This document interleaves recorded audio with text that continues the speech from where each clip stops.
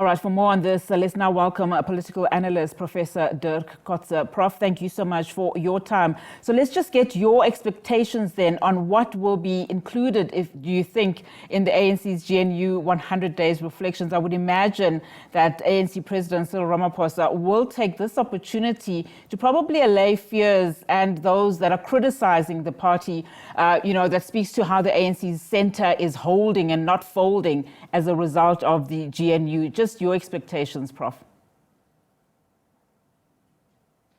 Yes, I think President Ramaphosa is very upbeat about the Government of National Unity. We saw this morning when he published his letter as national president on his website. He focused very much on the successes. He didn't refer to any problems or hiccups or complications of the Government of National Unity at the moment. He's focused very much on the economic side. And I think he will do that again this afternoon, of saying the optimism with respect to that, the fact that there's growth potential now in the economy. We see early advancements, for example, with respect to the petrol price is certainly in a much better position for all of us.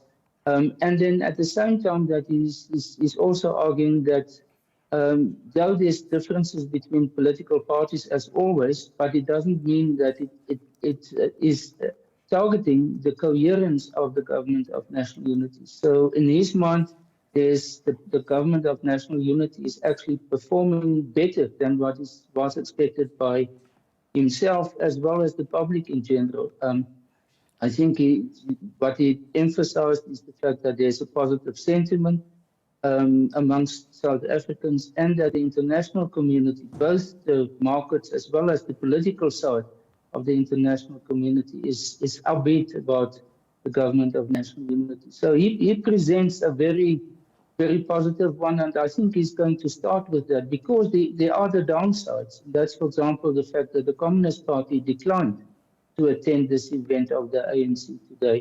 The fact that from the left, especially, there's a lot of criticisms to, first of all, challenge the notion of a Government of National Unity.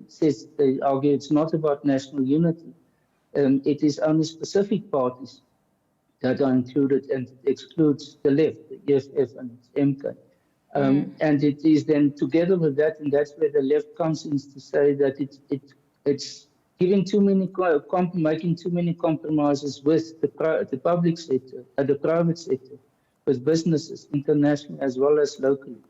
And they even call it a sellout. Yeah.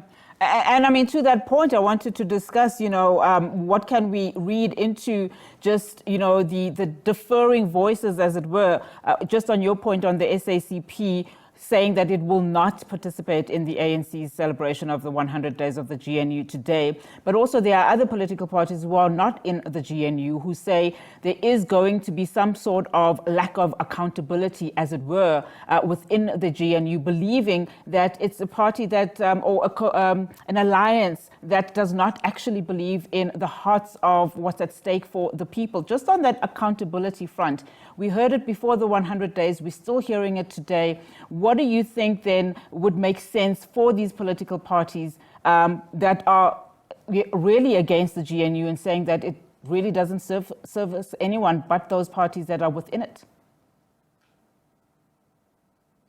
Well, I think all of them, or the majority of them, are members of parliament also. So they are the opposition. They have that, it's their key responsibility, their primary responsibility, to expose what they are talking about. That they do have many opportunities in parliament, actually, to demand accountability. They are the public representatives. It's not that you must go out into communities in order to do accountability. It starts in parliament, and from there it moves onwards.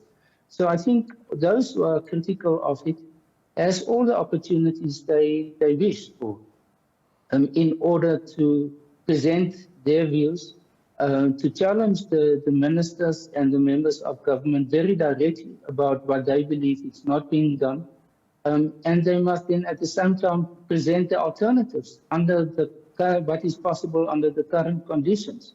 And I think this is where it's relatively convenient for opposition to criticize, But I think they have more of a responsibility, especially in Parliament, in order to put more content, more substance to what they are arguing. Otherwise, it becomes, in essence, just an ideological debate between the different sides. While in the main, a number of analysts that we've spoken to say there have been some, significant improvements and benefits of this GNU.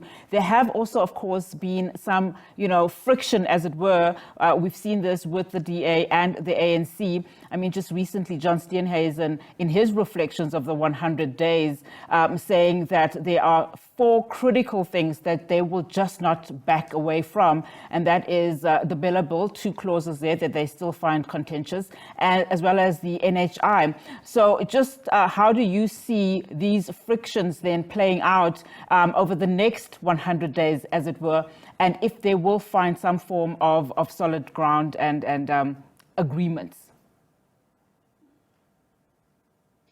No, the definition of politics is about how power is distributed within society.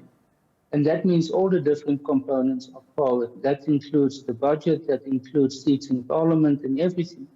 And that means it's not a very sort of placid, easy process. It's a process normally of contestation. And that continues. The fact that they are in a government of national unity doesn't mean that all of them are going to sing from the same hymn book, that they will have exactly the same position on all policy issues, that they will sort of, as their different parties disappear in terms of their identities, they continue to be the ANC, the DA, the IFP, and the Patriotic Alliance and other parties with their own policies. So it is a very fine balance between just serving collectively in a coalition, like the Government of National Unity, and promoting the common policies of the Government of National Unity.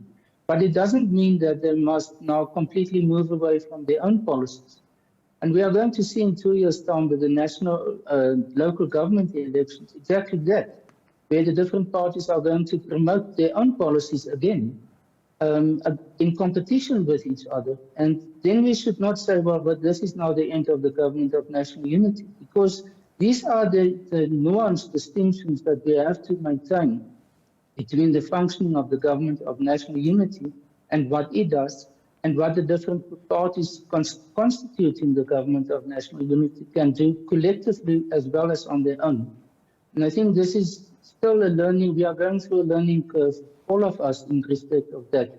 So to see, therefore, different positions and therefore see this as already as a threat to the Government of National Unity, I would say at this point is slightly premature.